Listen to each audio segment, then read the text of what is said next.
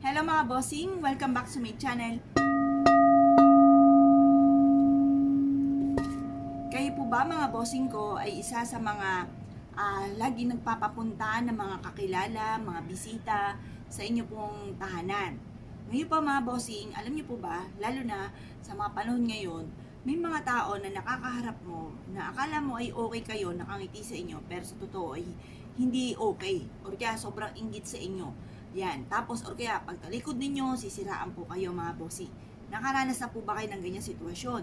Pero ang ganda naman ng trato mo sa kanya. Pero pagdating sa kinakatalikod na, o meron kang malalaman na yung pala ay kung ano mga sinasabi tungkol sa inyo.